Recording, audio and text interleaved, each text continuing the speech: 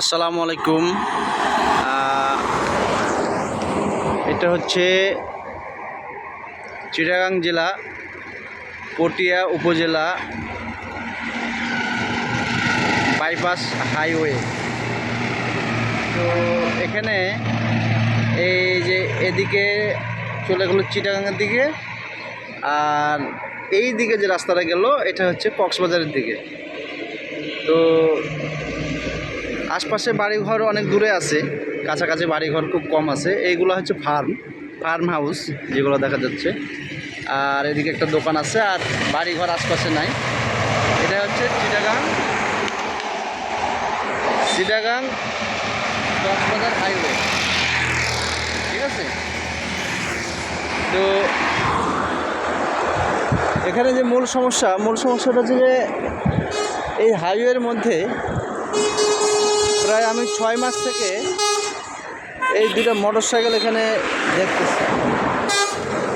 তো এটা কিসের মোটরসাইকেল? এখানে দুটা পড়ে রয়েছে,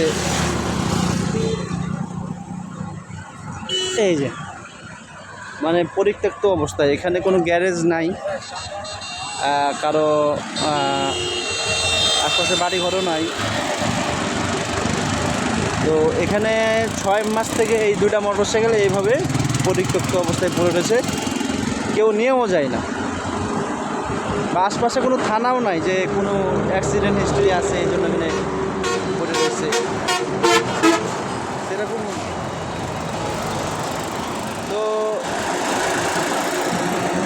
আসলে এটা একটা রহস্যময়, যে জন্য ভিডিওটা করা, যে কারো ব্যক্তিগত মোটরসাইকেল হলে এটা তো নিয়ে যে রিপেয়ার করে চালানো যায়, বা অ্যাক্সিডেন্ট হিস্ট্রি থাকলে থানায় নিয়ে যে থানাতে রাখা যায়, বা কোনো গ্যারেজ থাকলে গ্যারেজের পাশে রাখা যায়।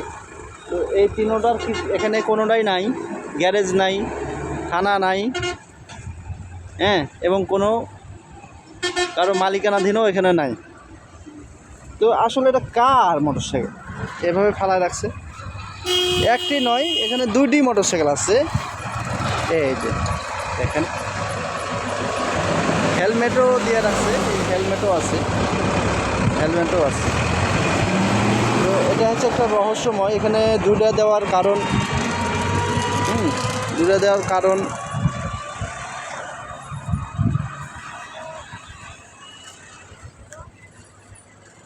এই যে এদিক থেকে দেখাই, অনেক দিন থেকে আছে, এই জন্য বোঝা যাচ্ছে যে এই যে আমি তো 6 মাস থেকে দেখতেছি। আর এখানে দেখেন এই চাকার মধ্যে দিয়ে এই যে গাছ বের হয়ে কত বড় হয়ে গেছে, 5 ফিট 6 ফিট গাছ হয়ে গেছে, হ্যাঁ, ভিতর দিয়ে, চাকার ভিতর দিয়ে। আবার দুইটা এখানে চেন দিয়ে লক করা আছে, এই অবস্থা। তো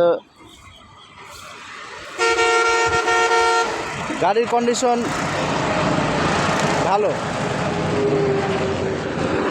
ভালো, আপনার ইন্টেরিয়র অনেক ভালো, ইঞ্জিনের কন্ডিশনও ভালো আছে। চাকাগুলাও নতুন চাকা মনে হচ্ছে।